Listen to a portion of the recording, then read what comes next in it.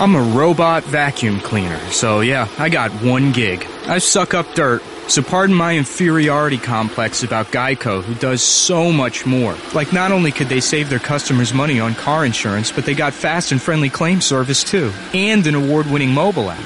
Plus access to licensed agents 24/7. Who am I kidding? I can't even do corners. Uh-oh, choking hazard. Popcorn kernels. Geico. Expect great savings and a whole lot more. This is the Stephen A. Smith Show podcast.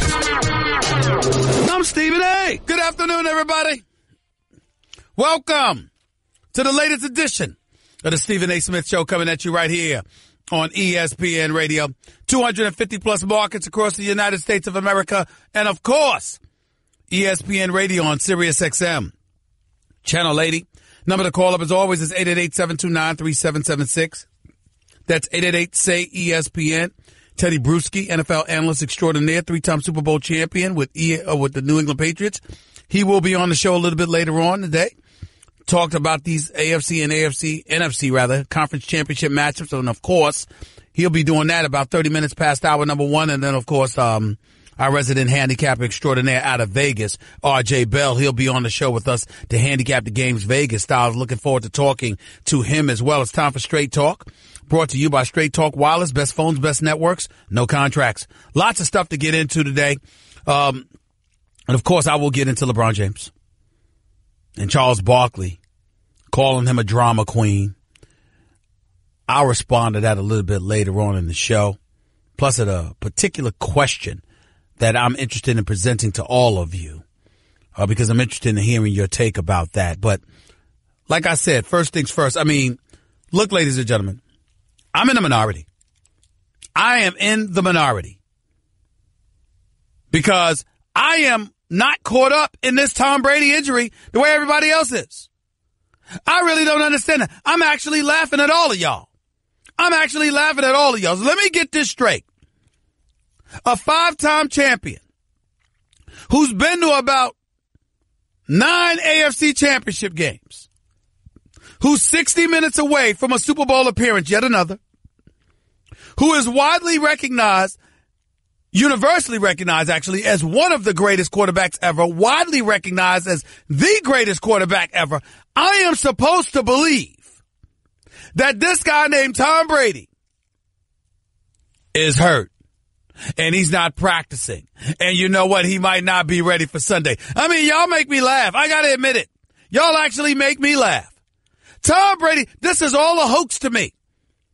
I don't believe any of it. Not a second of it. And my producer, hey, Steven, hey, I hear what you're saying. I totally understand. But however, in light of the news that has come out over the last 24 hours, I mean, do you really think you haven't moved from your position at all? That's a poor imitation of my producer, Jonathan Winthrop, but that's beside the point. The real point is this. No, I have not moved off my position. I think it's all a smokescreen. I think if there was anything serious, we wouldn't even know that he was injured. I think if it was anything serious, we would know that we've got a boatload of stuff to be worried about. That's what I believe. I think there's absolutely nothing to worry about. Tom Brady will be fine. He will be there, ready to go, ready to handle his business. That is what I believe. Chris Hogan will be ready. Brandon Cooks will be ready. Rob Gronkowski will be ready. Danny Amendola will be ready. Deion Lewis will be ready. That's what I'm looking at. That's what I'm seeing. That's what I expect. If Tom Brady's going to have trouble, it's going to be because Jacksonville, which has 55 sacks this season, which was terrorizing one quarterback after another all season long, they don't need to send the house in order to get at Tom Brady. They can rush 4 and drop 7 back into the secondary. They've got those kind of skills, that kind of athleticism, which says to me that Deion Lewis is going to need to run the ball relatively effectively. That's what he's going to need to do. Because if he does that, then you got to stack the line of scrimmage a little bit better. And if you do that, that opens up play action, which is going to give Tom Brady more time and more room to operate, which is when he'll be deadly. That is what I foresee. That is what needs to transpire. That is what needs to happen. And if it doesn't go down like that, because they can't run the football effectively, then Tom Brady's going to have a long day because you're going to need to drop back to pass more. You're not going to be able to lean on play action or any other kind of trickery. And as a result, they're going to be able to get at you because those are some rough riders on Jacksonville's defense. I am not trying to disrespect Jacksonville's defense by any stretch of the imagination. I really am not. I know they're big time. They're the number 2 ranked defense in the league. Jalen Ramsey is no joke. Calais Campbell is no joke. Malik Jackson is no joke. Telvin Smith returned a touchdown, off of a fumble, a sack fumble by Big Ben Roethlisberger. Miles Jack had an interception against Roethlisberger last week. Barry Church is a former Cowboy, and I'm still sitting here praising him. That's how big time the Jacksonville Jaguars defense is. Barry Church, a former Cowboy, is on this roster, and I'm not accusing him of contamination. That's how big time Jacksonville's defense is. So I got news for you. Make no mistake about it. Big things are on the way. Jacksonville's defense is going to be here for a little while. But am I supposed to believe that Blake Bortles is going to beat Tom Brady? I don't believe it. Because I don't believe the Patriots are going to let Leonard Fournette beat him. I know he's going to penetrate the line of scrimmage. It's going to come down to McCourty and Chang and those boys and whether or not they can tackle. Chung, rather. I understand. I get it. But I believe they'll pull it off, and I believe the New England Patriots are going to do everything necessary and everything within their power to ensure that Blake Bortles is going to have to be the one who beats them if they're going to miss out on getting to the Super Bowl. In Foxborough, no less. I believe that's what's going to happen. And I don't believe it will. And by the way, A.J. Bouye, listen, he's going to have a better week this week because he ain't going against Antonio Brown. Because we saw what Antonio Brown did to him last week. Brandon Cooks ain't no Antonio Brown. 888-729-3776. That's 888-SAY-ESPN. That's one game. The other game is at Lincoln Financial Field in Philadelphia, where the Philadelphia Eagles are hosting the Minnesota Vikings for the chance to go to the Super Bowl.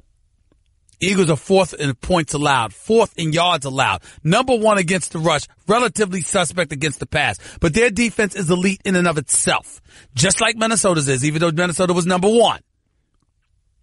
So this is going to be some ugly defensive battle. That's what I'm anticipating. Some ugly defensive battle. That's what I'm anticipating. But I got to tell you something. I really, really got to say this. I think Minnesota is so lucky. It's so lucky. I don't see them winning this game. I think Nick Foles and the Philadelphia Eagles going to find a way to pull this out. I think it'll be a nail biter. I can see the Eagles winning this game like 21-20.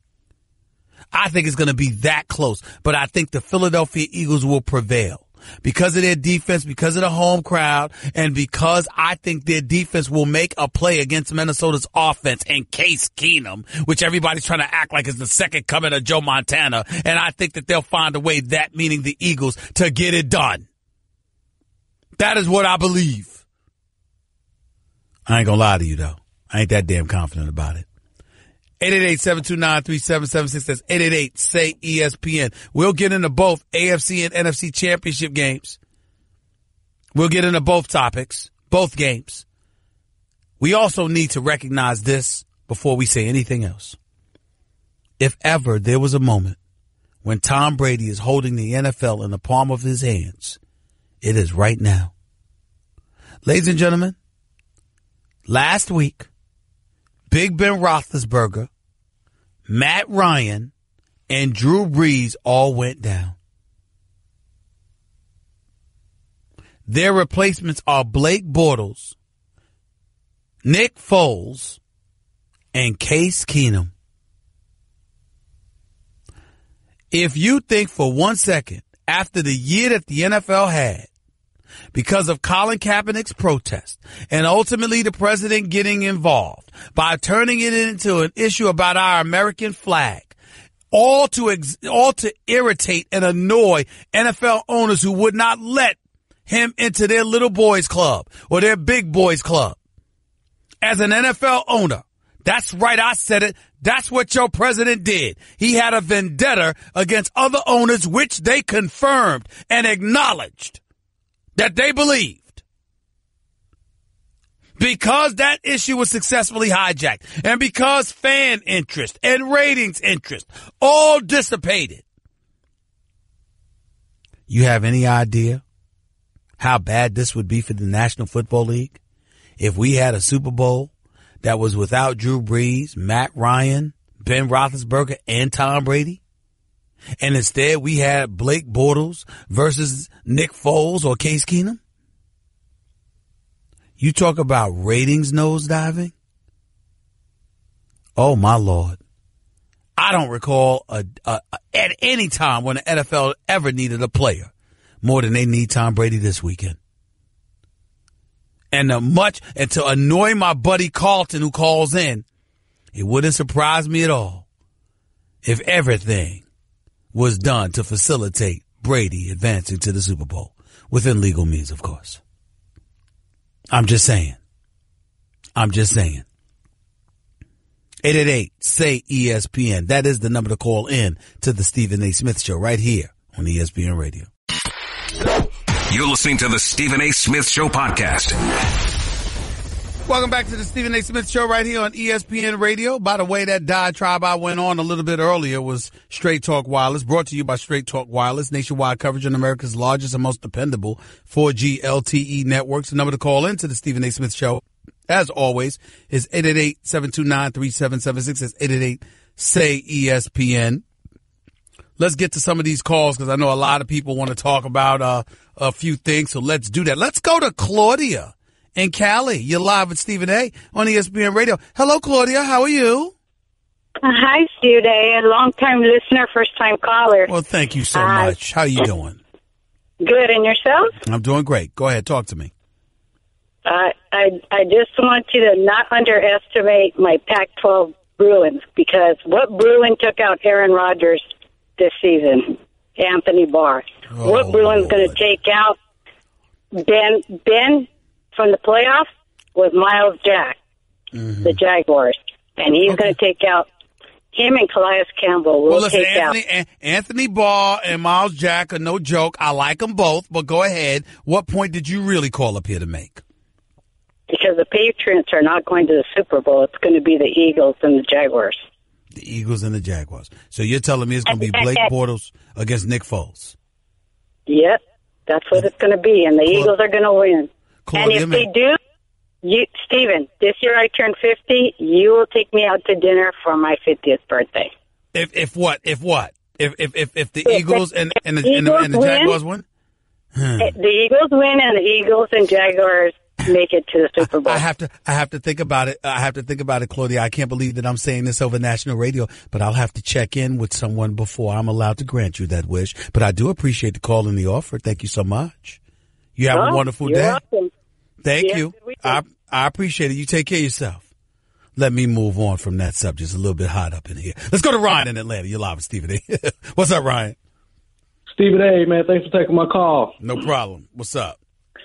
Hey, man, I gotta say, I don't know what kind of trickery the NFL could pull, but I agree with you, bro. If Nick Foles and Case Keenum are in the Super Bowl, it's gonna be ugly. No. It can't be both. It'll be one or the other against Blake Bortles. That's the only scenario that can happen. Go ahead, that Tom Brady ain't there. Yeah, go ahead. Right, no, but yeah, exactly. Or Blake Bortles, either one of. If you're right, you got to have two. That's gonna be ugly, man. If Tom Brady doesn't get in there, so I don't know what the NFL gonna do. I think all this scandal with his hand has something to do with it, but I don't know, man. It's gonna be ugly, bro. In the NFL, with all the problems they've had this year, it's just going downhill. Looks like. I have never seen the NFL in a more vulnerable position than they are right now. I mean, after Deflategate threatened to mar last year before Brady came back from his 4-game suspension, ran roughshod through the league, got to the Super Bowl, and won it, overcoming a 28-3 deficit against the Atlanta Falcons. The guy comes back this year, is playing and having an MVP caliber season, and now he's holding the NFL in the palm of his hands. Because I'm telling you right now, if Tom Brady's not in the Super Bowl, since Big Ben and Drew Brees and Matt Ryan all got knocked out, especially Brees and Big Ben, if Tom Brady ain't in the Super Bowl in 2 weeks and in 16 days, I got to tell y'all, NFL is going to be in a bad spot. I'm telling you right now, the ratings ain't going to be the same. I don't care what anybody says. I just don't care. I appreciate the call, Ryan. Thank you so much. Carlton in Tampa, you're live with Stephen A. Talk to me, man. I have a dream, Stephen A., and it's a Super Bowl without Tom Brady in it. Oh, my goodness. But it's probably going to turn into my nightmare when he gets in there. But I'm feeling a little better. I did my research on Tony Steratore, the back judge, who I predicted is going to throw at least 3 flags on Jacksonville Jaguars defense. Of course, no flags were thrown on them for either defensive holding or pass interference last week against the Steelers, even though they mug them. But I gotta say, I'm feeling good. He did the Carolina game earlier this year against the Patriots, where Carolina beat the Patriots. There was only 1 flag thrown in that entire game against Carolina. He threw it, a defensive pass interference on Gronkowski, but they'd actually thrown an offensive pass interference call on Gronkowski the play before, and that was the only penalty on Carolina in that game. Steratore also did the Denver Broncos Patriots AFC Championship game 2 years ago, and I remember Gronk complaining about how he'd been mugged and no flags were coming out. So I'm feeling a little bit better here, Stephen A. Well, listen, you're feeling a little bit better because you're rooting against the Patriots, and I hear you. But the flip side to it is that this is the AFC Championship game. And like I told you, listen, the NFL can't afford to not have Brady in the Super Bowl. Not this one, Carlton. Not this Super Bowl. You can't have Blake Bortles. You can't have Blake Bortles against Nick Foles or Case Keenum and tell everybody to look forward to a Super Bowl. You just can't do it. If they don't throw flags, Jacksonville's got a chance. And what it is it's the second best defense in terms of takeaways. Jacksonville had 33 takeaways this year against the second best in terms of giving them up. The Patriots only had 12 giveaways this year, second best in the NFL. So we'll see who wins there. But I also think it's going to be who can run the ball. Jacksonville, as good as their defense is, they're ranked 26th against the rush by Bill Belichick's favorite metric, which is yards per rush attempt against that defense. Well, you heard me bring up Deion Lewis, and now he'll need to run the ball effectively in order to neutralize Jacksonville's defense. It can't be a situation where Tom Brady's just dropping back to pass because New England has no running game whatsoever. They'll need a running game in this game so Jacksonville can't drop 7 in the coverage. That was what I proclaimed in the last segment of the show. You're right. Jacksonville has the second best pass defense by Bill Belichick's favorite metric. So the Patriots are going to try to run the ball against Jacksonville and also get the backs involved on the swing passes. White and Lewis. They're going to try to throw to those backs short passes that are effectively runs. And so we'll see whether or not Jacksonville can run on the Patriots. They should be able to, because the Patriots' rush defense is wretched. 31st in the NFL by yards per rush. And Leonard Fournette, in case y'all don't know, is a stud. And that's what the Patriots are going to try to do, stop that run, because they don't have any confidence that Blake Bortles can pass their way into the Super Bowl. So it's going to be rushing attack versus rushing attack and the turnover battle. I will say this to you. I think Tom Brady's going to throw the ball at least 40, 45 times.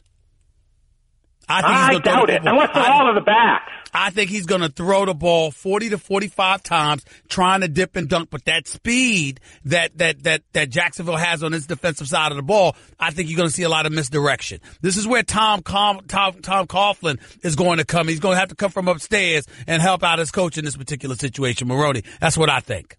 I'll tell you, if Steratore throws more than 1 flag, though, on the Jacksonville secondary, I'm going to be apoplectic on Monday when I call you. Well, you sound apoplectic now.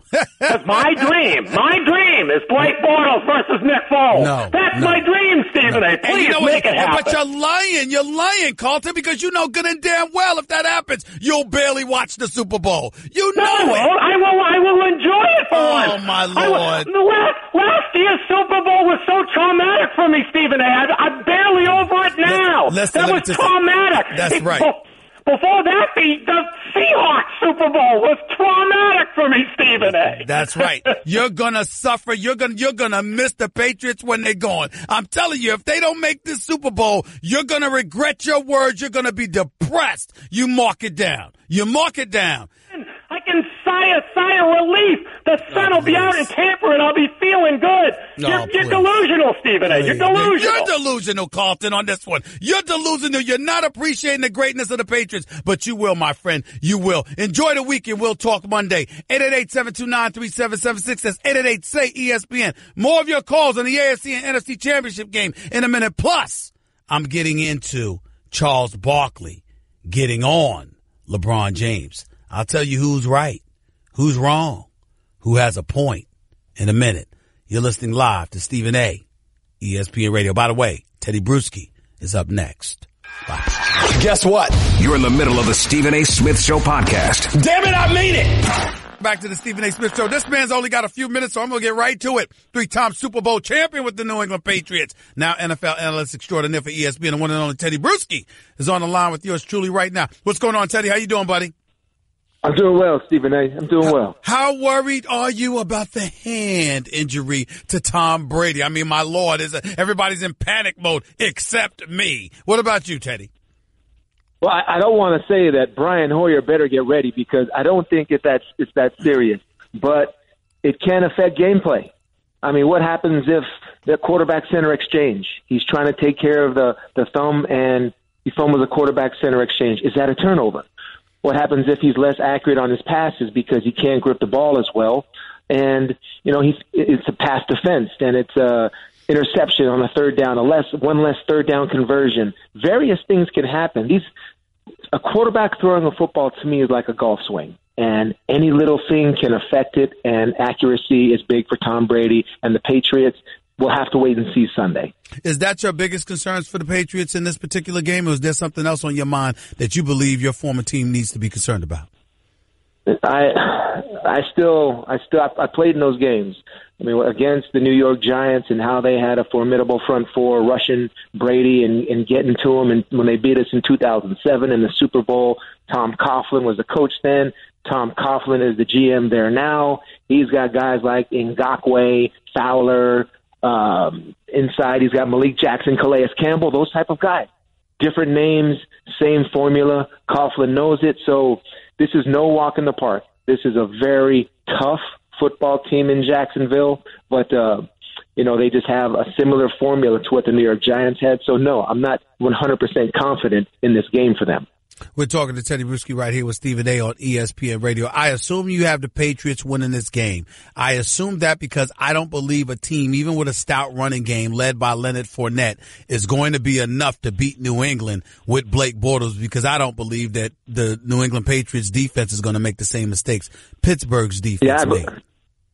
I agree. I'd say once Blake Bortles gets out of the pocket and scrambles for 8 to 10 yards and gets a first down on third down. Besides that, they are being told every single second of every single day about keeping him in the pocket in critical situations, especially making him throw the football, and that's what they'll prevent from happening is that scramble from Blake Bortles. The way he did it against Pittsburgh, those easy check down passes, those type of things will be taken away. I do want to see how safeties, Patrick Chung, Devin McCourty, will they be able to tackle Fournette when he breaks through, because it's going to happen. Good offensive line, great running back, one-on-one tackle is important. Let's transition to the NFC conference, Tedy Bruschi, because we've got the Minnesota Vikings lucking their way to the NFC Championship game as far as I'm concerned. They're getting set to go up against the Philadelphia Eagles at Lincoln Financial Field in Philadelphia. Break this down for me, this matchup, who you got and why. Well, I'm going with the Philadelphia Eagles. I like them at home. I mean, I'm going because of their defense and how strong I think it is. People forget about it. The front four. Should you call it the front five, front six, or front seven? Because they just rotate them in over and over again, stopping the run, getting pressure on the passer. I mean, I just like that formula. Nick Foles also. I mean, I love the way Peterson started the game last week. Even though it was a duck, he was like, you know what, Nick, we're going to show everybody we got your back. Throw it deep. And he threw it deep, and it looked awful, but eventually he settled down. Peterson, I think, is a great play caller. So he'll have those dink and dunk passes for Nick Foles. Jake Elliott, remember that name, the kicker, the rookie kicker. I think it's going to be 2 to 3 field goals by him. That's the difference, and late in the game to win it. Here's the thing. When I look at Minnesota, when we talk about Case Keenum, have we slept on this guy? Have we underestimated this guy? Or is this just an anomaly? He's just having a good year, and we need to leave it at that. What are your thoughts about Case Keenum? I think he's a good player on a great team. He's a solid quarterback. I mean, he is a part of their success. Absolutely. Is he the reason? Absolutely not. So many other reasons you can point to with that Minnesota Viking team. Coaching, running the football, plays of the wide receivers, the defense, all of that. Will Case Keenum throw it into a team meeting? Absolutely. Once in a while he does that. And I think he'll make one of those mistakes during this game. Who do you think have the better offensive personnel? Vikings or the Eagles? The better Vikings offensive personnel. We'll start at the quarterback. I mean, do you give Case Keenum a little bit of an edge at quarterback just because, he's played a little bit longer than Foles and Foles still has some settling down to do? Maybe both offensive lines. I know there's some good individual players along the Philadelphia Eagle offensive line. Johnson, Kelsey are good players. Running backs, Eagles have good players. Latavius Murray's a solid player. Also, Jerick McKinnon's made his plays. It's almost a wash in terms of offensive playmakers because I know they got Diggs and Thielen. The Vikings may have the edge in terms of receivers, but Foles and Ertz also have been something you need to stop. My last question to you, Tedy Bruschi, with Tom Brady playing this Sunday, but the other 3 quarterbacks being Blake Bortles, Case Keenum, and Nick Foles instead of Drew Brees, Matt Ryan, and Big Ben Roethlisberger, how much do you believe Roger Goodell and the NFL is praying that Brady and the New England Patriots win this Sunday so they can end up in the Super Bowl? I'll say this. The NFL, until you know how they think. They think in ratings. They're thinking, people in the Super Bowl village and all of that stuff. The New England Patriots maybe having a Minnesota Viking home game situation, something like that. But absolutely, I think they would be hoping for a Tom Brady Patriot-led team in the Super Bowl.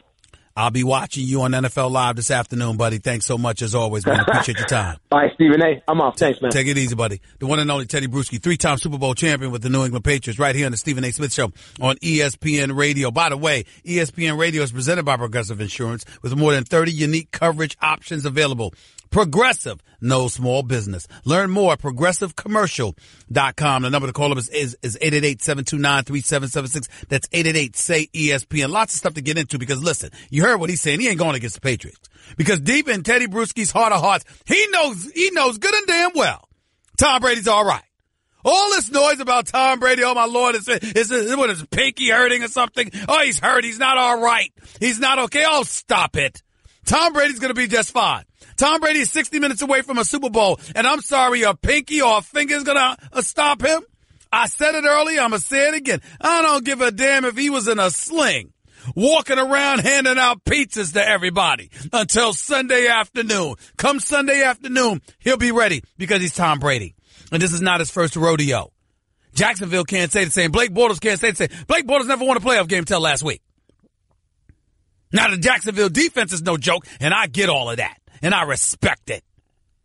But if you think for 1 second I'm concerned about an injury derailing Tom Brady on his finger, you must be crazy. Or his hand. Oh, my Lord, he handed off the ball awkwardly. He's not okay. Oh, please. Please. He'll be just fine. He'll be just fine. Let's see what Jacksonville's offense does against New England's defense. They won't make the same mistakes the Steelers' defense made. Let's see what happens then. That's what I'm talking about. That's what's on my mind. 888-729-3776. It's 888-SAY-ESPN. Back with more of the Stephen A. Smith Show. Talking AFC, NFC championship game in a minute. It's the Stephen A. Smith Show. ESPN Radio. Guess what? You're in the middle of the Stephen A. Smith Show podcast. Damn it, I mean it! Thanks again to the great Tedy Bruschi coming on the show for us, breaking down what's going to transpire over the AFC and NFC championship games. Stephen A. Smith Show, ESPN Radio, is brought to you by Pennzoil Synthetics, taking synthetic motor oil to a whole new level. Make the switch to Pennzoil Synthetics today. Reminding you, hour number 2, we'll get into more of the Super Bowl talk. R.J. Bell, our resident handicap out of Vegas, he'll be on the show with us. Looking forward to getting into that. And I'll get to your phone calls as well. But before I do that, I needed to touch on Charles Barkley. On the NBA show, TNT, award-winning NBA show, TNT, Charles Barkley, my brothers Kenny Smith, Shaquille O'Neal as well, with the great Ernie Johnson. They spoke yesterday, and Charles Barkley was, there were folks that were wondering as to why LeBron James wasn't the leading vote getter for the All-Star game. And he got beat out by the Greek freak, Giannis Antetokounmpo of the Milwaukee Bucks. And Charles Barkley went on to say, because he's a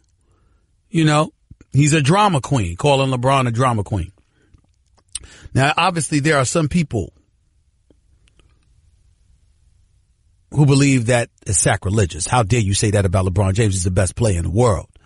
Look at the level of scrutiny he's been subjected to. Look at the age that we're living in, social media and beyond. Michael Jordan and those boys didn't have to deal with Twitter and Facebook and all of this invasive stuff that has permeated our society.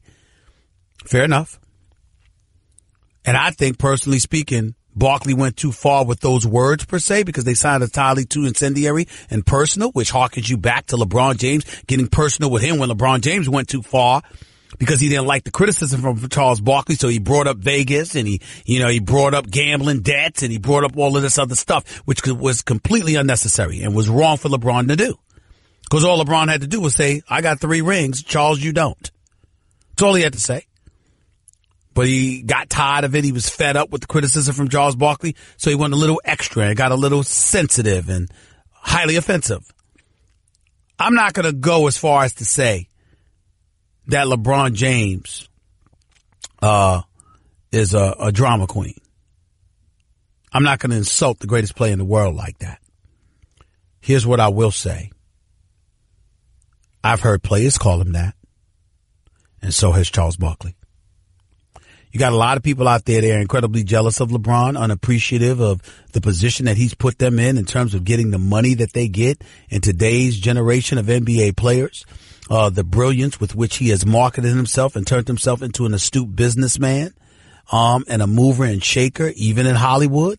That's what he's trying to make happen. He's constantly forward thinking. He's looking ahead, and he's a shining example of what players should aspire to be, in terms of parlaying the athletic prowess into a world beyond athletics. LeBron James is the poster child for that, along with Michael Jordan. Fair enough. But what Charles Barkley said isn't completely wrong either, because Charles Barkley has heard that before. I have heard that before. You've got a lot of people that got a problem with LeBron James because they think that what Kevin Durant did, that's why they were so happy with Kevin Durant, because they said he learned it from LeBron, making that move to Golden State. LeBron didn't stay in one place and go through the trials and tribulations and ultimately elevate himself to championship stature. He skipped town and joined forces with D. Wade and Chris Bosh. You got a lot of people that don't believe that LeBron deserves the accolades that he gets. You got a lot of people in the NBA who don't believe that he's treated in a fashion that they're treated in. A lot of them think he gets preferential treatment. I'm here to tell you, LeBron James will tell you, you must be on crack with the scrutiny that he is subjected to on a daily basis. But there are a lot of dudes in the NBA that thinks he's disingenuous. They think he's a bit phony. They think that, I believe that he constantly tries to control the narrative. I don't think he's phony and all that other stuff that people try to say about him, but he does try to control the narrative at all times. At all times. And considering the combination of those things that I just told you others felt about him, that's where the drama queen comment would come from. My thing is, there's one thing for me personally that disgusts me about LeBron. And it's one thing above all else. I'm not going to call him a drama queen again because I don't feel that way. But I can't stand how he'll sit there and talk about basketball when he's doing great. But when he's struggling and you talk to him about those struggles, he'll bring up kids and being a role model and all. Yeah, we respect that. And we know you're those things. But we're talking about this bad game that you had the last week, assuming that something like that happened. And he tries to change the narrative in that regard. That's all that annoys me about him. I don't think he deserves the rest of the stuff. But I must admit, a lot of folks do. Hour number 2 up next with Stephen A. on ESPN Radio. That's just a sample of what you'll hear on the Stephen A. Smith Show. Weekdays at 1 p.m. Eastern on ESPN Radio and the ESPN app. Help protect what matters with the ADT Safer, Smarter New Year's sales event. For a limited time, get an ADT Security Starter Kit. Everything you need to get started with ADT Pulse, including a security panel, keypad, a motion sensor, and 2 entry sensors. Plus, there's an indoor camera and key fob all professionally installed for only $49. It's a $599 savings that comes with a warm, confident feeling of safety at home. Requires 36-month monitoring contract, QSP, and Easy Pay. Activation and early termination fees may apply. Certain markets excluded. Licenses available at ADT.com. Florida EF0001121. Louisiana F1639. Visit ADT.com/podcast. Hurry. This special offer now ends 1/21. Hey there, I'm a glue stick, so I have one job. I glue kid stuff. So sorry for being jealous of Geico, who does a ton more, like give you 24/7 access to thousands of licensed agents. And Geico has been around for over 75 years and has a 97% customer satisfaction rating. While I've just got mediocre adhesive skills, Geico also has an award-winning mobile app. Uh-oh, arts and crafts time. No eating the glue stick, Miss Lydia! Geico. Expect great savings and a whole lot more. This is the Stephen A. Smith Show podcast. I'm Stephen A. Hour number 2 of the Stephen A. Smith Show right here on ESPN Radio. Coming at you as I love to do every weekday. Over the airways of ESPN Radio, 250 plus markets across the United States of America. And of course, Sirius XM, ESPN Radio, Channel 80. ESPN Radio is presented by Progressive Home Insurance. Getting a quote is easier than ever before. Number to call up as always is 888-729-3776. That's 888-SAY-ESPN. Lots of stuff to get into in hour number 2, revisiting Charles Barkley attacking LeBron James, revisiting the conversation about the AFC-NFC championship games. R.J. Bell, our resident handicapper, from pregame.com out of Vegas. He will be on the show with us in approximately 13 minutes or so. Of course, I'm going to get into a particular player in the NBA that I don't believe is appreciated nearly as much as he should. And I will definitely touch on that in hour number 2. Probably re-air my final take from First Take on ESPN today. So all of those things I'm going to get into as well, but not before I go to this story that I consider a non-story, but nevertheless, it's percolating over the national news wires and throughout the airwaves, and I have an obligation to give to you what people have deemed important, and that is the health status of Tom Brady. Now, I have been on the record stating I don't give a damn if he's in a sling handing out pizzas with his one good hand until Sunday at 3 o'clock. It don't matter to me. He's Tom Brady. He's going to be ready, and he's going to be just fine. But for some reason, there's a level of urgency that the national media has attached to Tom Brady, so much so that Tom Brady addressed the media just a few minutes ago, speaking about that injury, speaking about his status for this Sunday's AFC Championship game. So far be it for me to get in the way of what you all deem news, and that's the injury that I consider to be a bogus non-injury of Tom Brady. Listen to the 5-time champion speaking to the media just a few minutes ago. I'm not talking about that. Did you practice today? I was out there. For the whole practice? Yeah. How was practice? It was fun. How much are you looking forward to Sunday? What's that? How much are you looking forward to the opportunity Sunday? It's a great challenge. I think the team's worked hard to get to this point, and it'll be a great game. Yeah. We're playing against a really good team that's good in all phases, and we're going to have to play really well. Do you have to be at the top of your game on Sunday to beat this team? Absolutely. It's the best team we faced all year. And, they're here for a reason. They obviously, are a top-ranked defense in the league, some great players at all levels. And, really well coached, scoring a lot of points. So we're going to have to play really well. Tom, how confident are you that you will be playing on Sunday? We'll see. Does it worry you at all that you miss the practice when you have to be at the top of your game to play this thing? Yeah, I'd always rather practice. Yeah, absolutely. You confident you'll be at the top of your game on Sunday, physically capable? We'll see. Would you mind reflecting a little bit on your relationship, your friendship with Josh McDaniels, how close you guys have been since you started working together, basically when you both got to the organization? Yeah, he's been a great coach and a great friend, and I think he's so well prepared. He gets me prepared every week. He's so diligent, and he's just a great coach. And I love playing for him. I love working with him, and we've had a lot of fun together. Some people said that at practice, you and Matt Patricia go at it in a good way. Could you talk a little bit about that? That you give him a little bit of smack and you give it right back? Yeah, absolutely. That's a lot of there's a lot of that. So he's the defensive coordinator, so try to keep things lively in practice and a little friendly competition and try to get everyone juiced up a little bit. Why are you wearing gloves to the press conference? I've worn them before.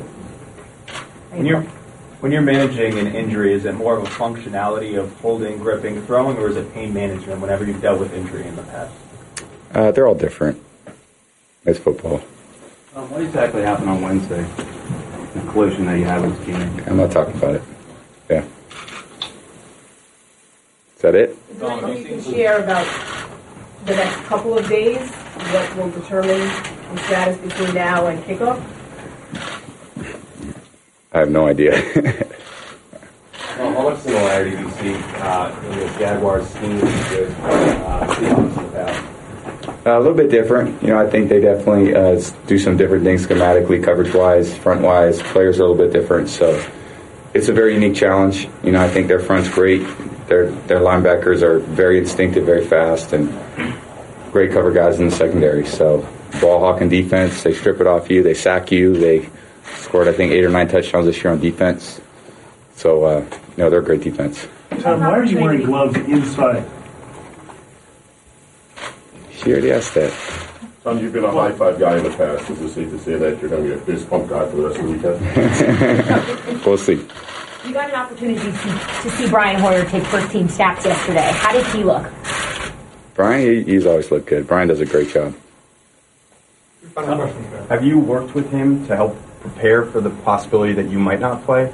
Help prepare him to start? I mean, we're in the same meetings every day. We're sitting right next to each other. So whatever I'm hearing or saying, he's hearing the same thing. Have you played in a game in more pain than you're in right now? I've played in a lot of games with pain, so. Have you ever thrown the ball with gloves? Have you ever played a game in gloves? It's been a long time. You said in the past that you don't. He said 2 questions. See ya. Thank you. That was Tom Brady talking to the media.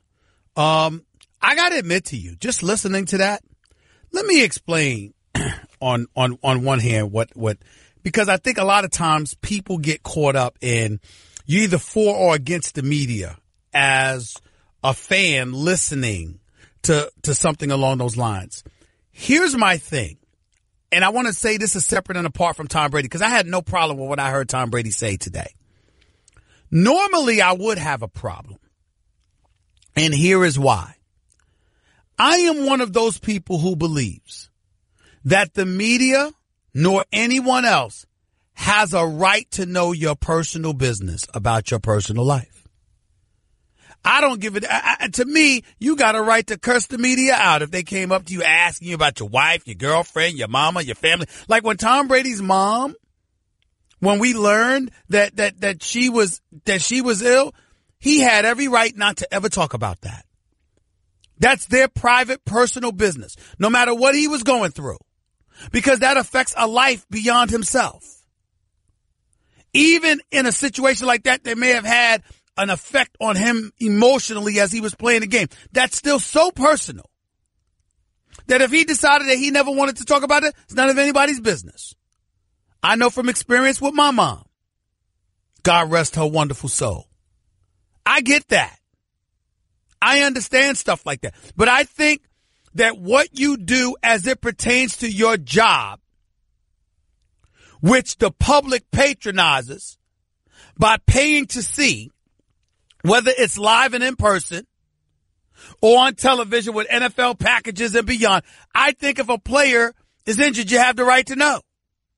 I think if a player, how the player sustained the injury, you have a right to know. I think the status of a player, you have the right to know.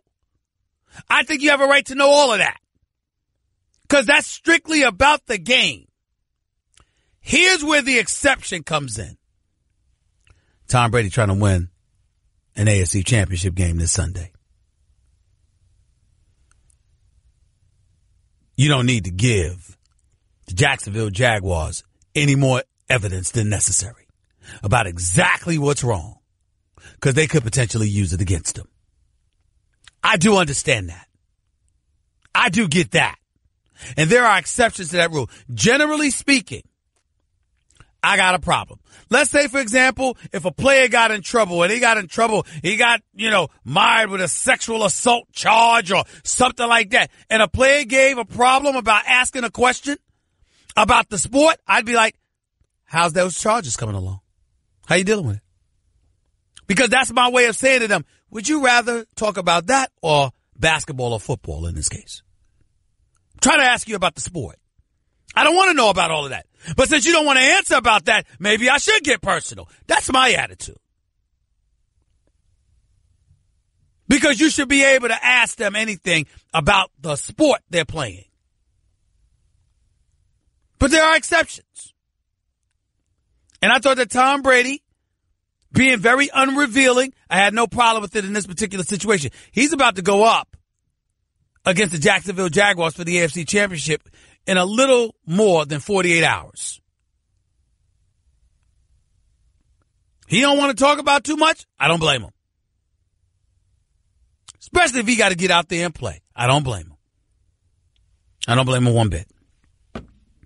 888-729-3776. That's 888-SAY-ESPN. That is the number to call, and I'll get back to your phone calls in a little bit, but not before I get to my resident handicapper out of Vegas. His name is RJ Bell, and he's up next with Stephen A. on ESPN Radio.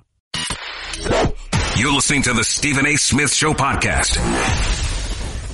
Stephen A. Smith Show, ESPN Radio. Number to call up as always is 888-729-3776. That's 888-SAY-ESPN. It's my honor and privilege to have my next guest on the line. He's with me every Friday during the NFL season. He's done an outstanding job for us all year long. It will continue today. He is the founder for pregame.com, the official exclusive odds provider to the Associated Press. His Twitter handle is at RJ in Vegas. I'm talking about the great one, RJ Bell. He's right here with Stephen A. on ESPN Radio. What's up, buddy? How are you? Thank you so much. Two good games. Very interesting games, Stephen A. Yeah, I'm looking at stuff, just some general topics you have highlighted here for me, and I want to share it with my audience. It says here, you got topics here like famous better in action. What does that mean? What's that about? This was interesting. I'm not sure if we talked about it. During the World Series, there was a bettor that came to Vegas, and he started betting big money, and he let it ride every game. And he won every game up through game 6, and then he didn't bet game 7. So this guy won multiple millions of dollars. Well, since the World Series, he hasn't been in town. Well, just yesterday, I had a contact at one of the sports books. I got a report he made his first bet over $100,000 since the World Series, and it was actually on a UFC match, the heavyweight championship, and he has Ngannou as the favorite. He made a $100,000 bet on him yesterday. First bet since the World Series. Wow. Another topic you had highlighted here was last week's amazing Vikings ending against the New Orleans Saints. Talk to me about that. Yeah, because on one hand, as a fan of either team or just a fan of the NFL, what an amazing ending. Mm-hmm. What was a little bit even more interesting or additionally interesting was the extra point. Because after Minnesota scored the touchdown, they were up by 5 points. Well, as you could guess it, the point spread on the game was 5.5 points. But they had to kick the extra point, right? So everyone that had Minnesota tickets are waiting, kick the extra point. Well, as you know, Stephen A., they came out Minnesota and knelt They did not kick the extra point, and thus all of those Minnesota bettors lost. And if they would have just kicked the extra point, they would have won, and literally tens of millions of dollars around the globe swung on that one decision. That's amazing, because I was absolutely positively disgusted that the NFL even made the Saints come back out onto the field so Minnesota could kick the extra point. I thought it deflated the moment. It got in the way. It really, really annoyed me, but that's a real interesting point that you bring up. We're talking to RJ Bell right here with Stephen A. on ESPN Radio. Talk to me about the conference title game history category. Usually throughout the season, and we've done, 4 years now, I am an underdog bettor, where pretty much 7 out of 10 times I'm going to like the underdog in a game. The reason is favorites oftentimes have questionable motivation. Yeah, they're an 8-point favorite. They want to win the game for sure, but they don't care if they win by 4, 7, 10. Thus, underdogs tend to do better. But in the playoffs, favorites tend to do better. Why? Because every favorite is totally motivated, right? Right now, New England, even though they're a significant favorite, you know they're going to play their very best, full effort, full focus. And history backs that up. Going back to 1978, way back then, in the conference championship games, the favorite is covered 58% of the time. So something to consider as we get to the games. You want us to also consider the quarterback experience in all of this. Why is that? Well, listen, anyone that's a casual fan can see Tom Brady has experience the other three guys don't in the playoffs, but the numbers are eye-popping, Stephen A. Tom Brady's career in the playoffs, 35 games, 66 touchdown passes. The other three quarterbacks combined, 5 games, 5 touchdown passes. And I would make the following point. If any quarterback other than Tom Brady wins the Super Bowl this year, so the other 3 teams other than the Patriots, it will be the least pedigreed quarterback in 15 years. Since Brad Johnson won the Super Bowl 15 years ago, any of these 3 other quarterbacks would be the least pedigreed to win a Super Bowl. How does Vegas feel about my notion that if Tom Brady doesn't make it to this Super Bowl, it'll be some of the worst ratings in Super Bowl history we have seen? I'm not a conspiracy theory guy, but I think this is worthy of consideration. Has there been a game in the last 10 years that had more impact on the bottom line than New England making this Super Bowl? Because we've all heard the media narrative. NFL is down 9% or so this year, TV ratings, down more than that over the last 2 years. Now, if it's Jacksonville versus either of these NFC teams, it would be one of the least interesting, you must say, for the casual fan, Super Bowls of the last 10 years. And thus, imagine if, Stephen A., it's like a 10 million viewer drop with Jacksonville versus whomever. Wouldn't that just feed the narrative in such a horrible way for the NFL? Thus, I think to the bottom line, the NFL is so motivated to have the Patriots in this game. RJ Bell right here with Stephen A. on ESPN Radio. So let's get into the game. The New England Patriots favored by 9.5, hosting Jacksonville. And this is even with Tom Brady and his injured hand, RJ. What's going on with that? 9.5? Yeah, and it's actually just recently dropped a little bit down to 7.5. And I just got 2 calls, and you know me, I never say, this is probably the first time I've ever said this on your show. I got 2 calls in the last couple hours from guys I really respect saying Brady's hand is hurt more than we think.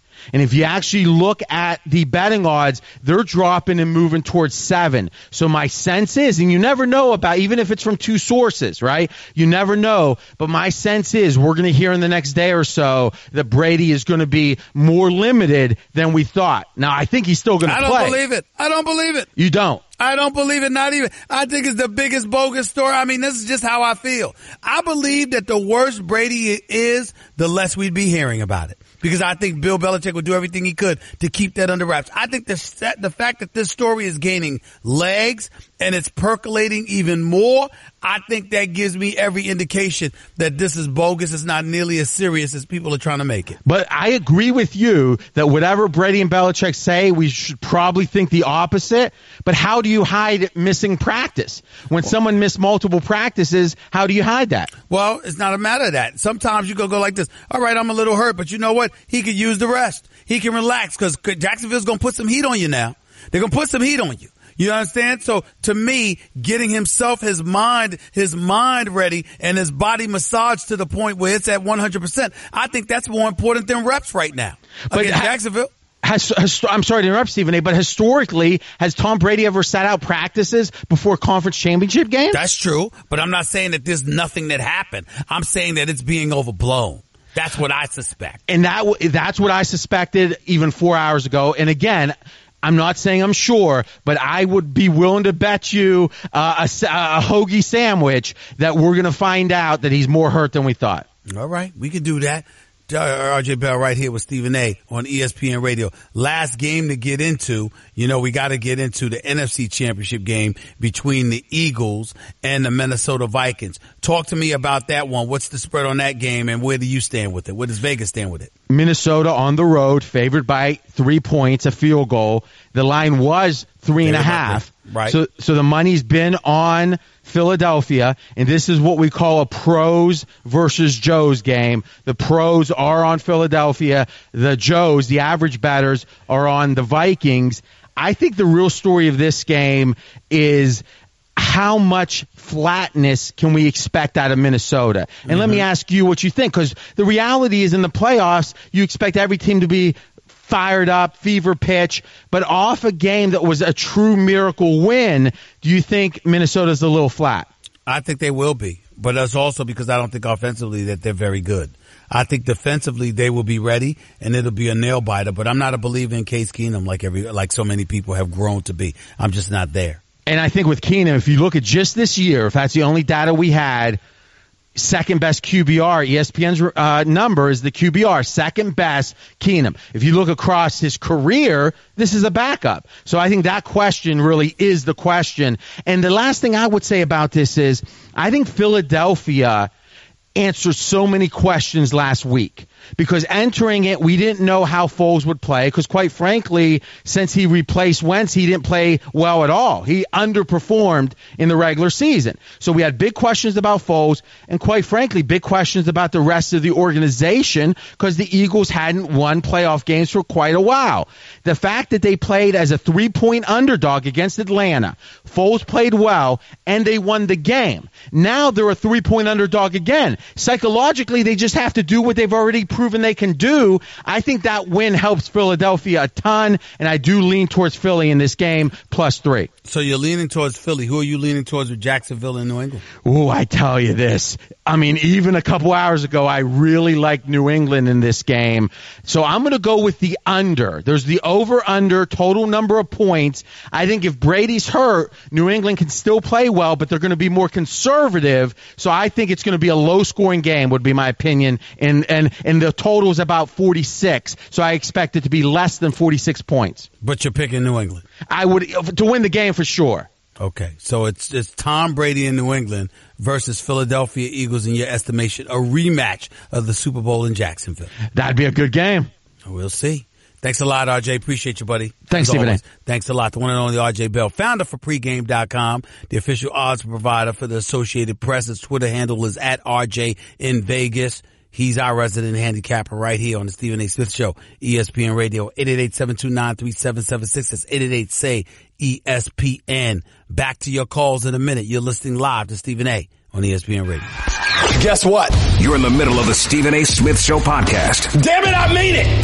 The Stephen A. Smith Show. No matter what the weather is outside, you can always brighten the day with 1-800-Flowers.com. When you order a dozen multicolored roses for only $29.99, you'll get another dozen absolutely free.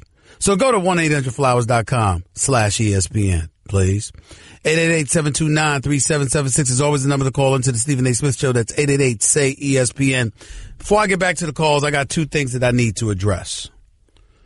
Number one, the Oakland Raiders were found in compliance with the Rooney Rule by the NFL. For those of you who don't know, the Rooney Rule is a rule that mandates that NFL teams need to interview minorities. Rooney Rule is a National Football League policy that requires league teams to interview minority candidates for head coaching and senior football operations jobs. It is sometimes cited as an example of affirmative action, though there is no quota or preference given to minorities in the hiring of candidates. This is what they say about it. Okay? And it was established in 2003, for those of you wondering how long it's been in the play. Here's what annoys me about that. There was never an issue as to whether or not the Oakland Raiders had violated the Rooney Rule.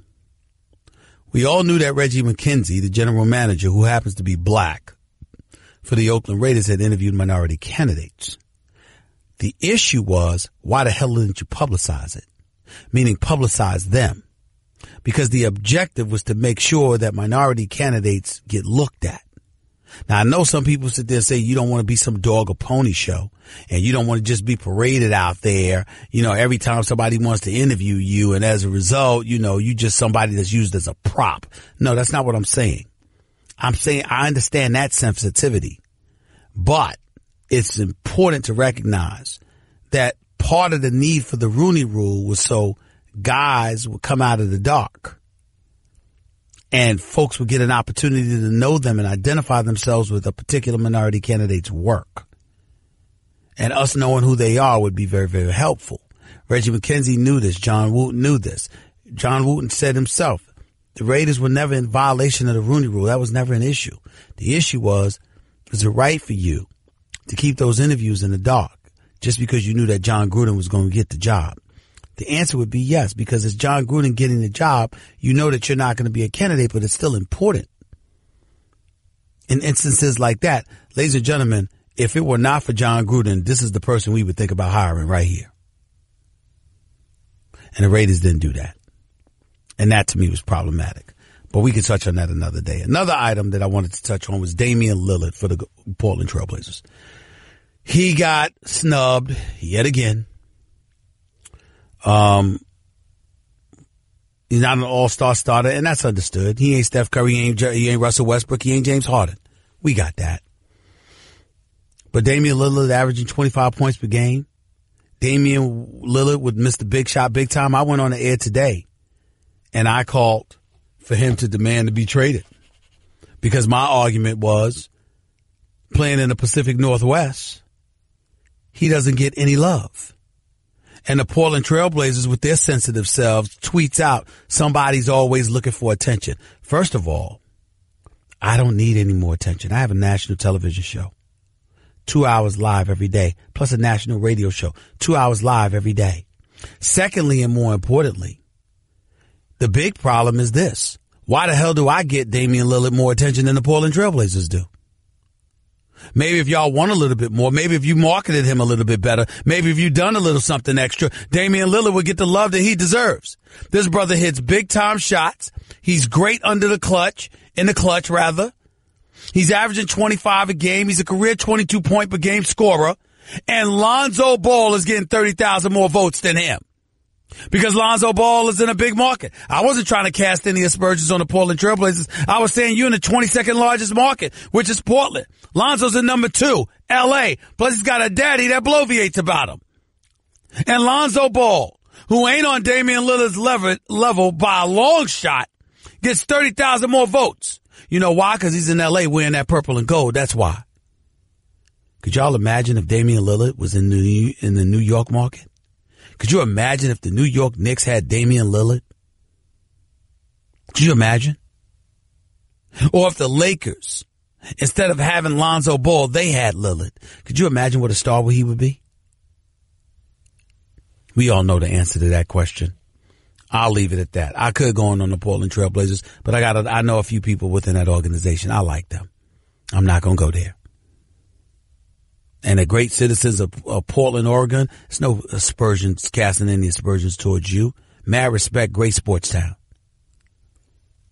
But if Damian Lillard was in a bigger market with a more recognizable franchise, this would not be an issue.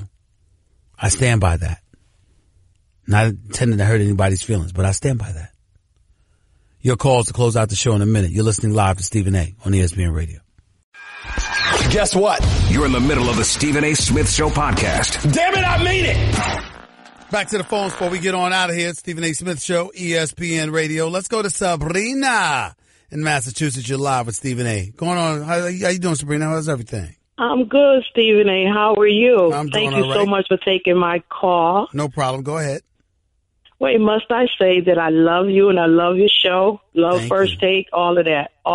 Much props to you. Thank you so much. Now, I agree 100% with this fake news from the past. I was saying it, my husband and I were saying it as soon as they started. We was like, okay, they just spraying perfume right now.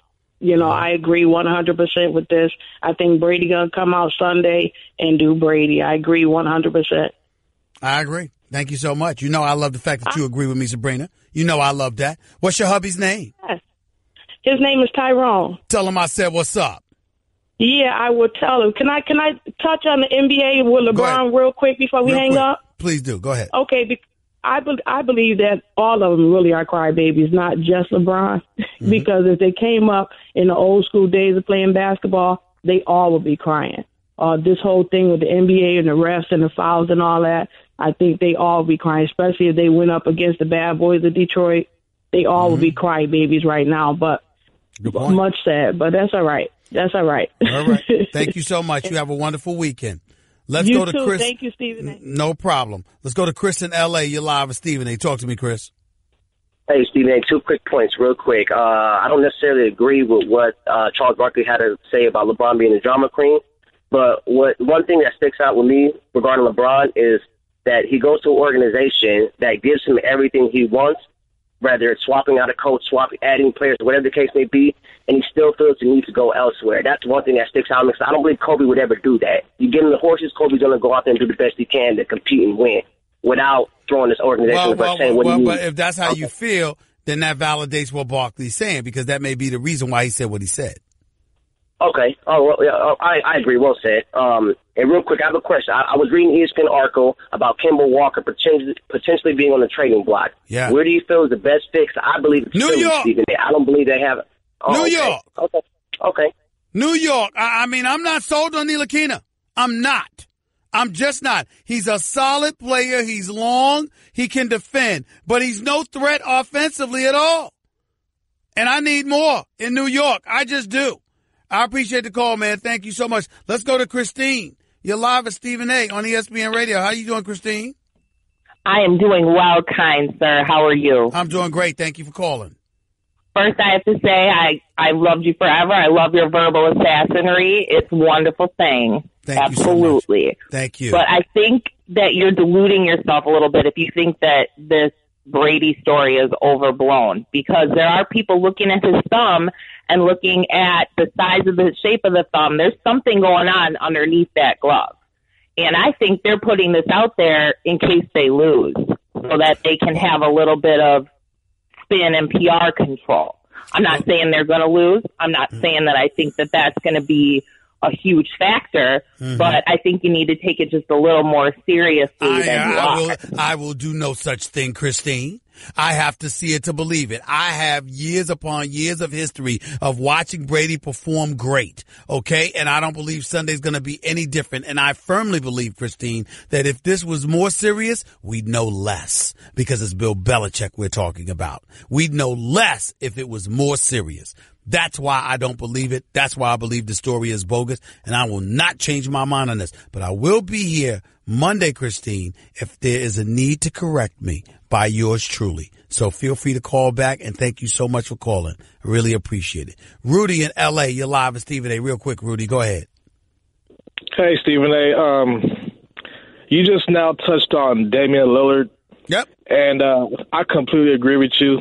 He's averaging 25 points. He is a baller, man. And I will never understand why he keep getting snubbed for these all-star teams. And I know they just announced the reserves, not the reserves, but the starters. Lonzo Ball. I can understand him not being a starter, but Lonzo Ball got 30,000 more votes than him. Lonzo Ball. How does that make sense? That's sad. And then another thing I want to point, isn't that up to is it the Portland fans supporting him enough? Or? Well, listen, they may not have enough fans to support him. You know, you got more people in L.A. than in Portland. They may not have enough to support him. But the bottom line is this. The fact is that he deserves more support and more love than he is receiving. And it's a damn shame. And that's why I said what I said.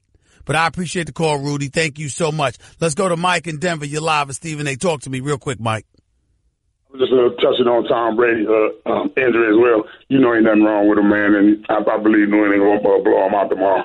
Like you said, it'll be a tragedy without Tom Brady in the Super Bowl. Listen, man, we can't afford to. Listen, I've never rooted for Tom Brady in my life stronger than I'm rooting for him right now. We cannot have a Blake Bortles versus Nick Foles or Case Keenum Super Bowl. That cannot happen, Mike. It cannot happen. That's right. And there's nothing. And I appreciate the call, Mike. Let's talk Monday. Enjoy the weekend.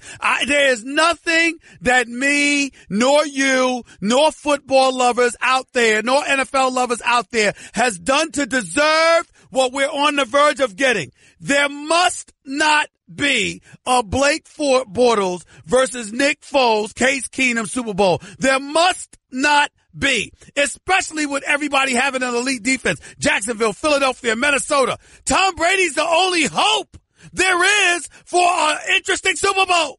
He's holding the NFL in the palm of his hands. Let's go, Tom Brady. Talk to y'all Monday. Peace. That's just a sample of what you'll hear on the Stephen A. Smith Show. Weekdays at 1 p.m. Eastern on ESPN Radio and the ESPN app. Help protect what matters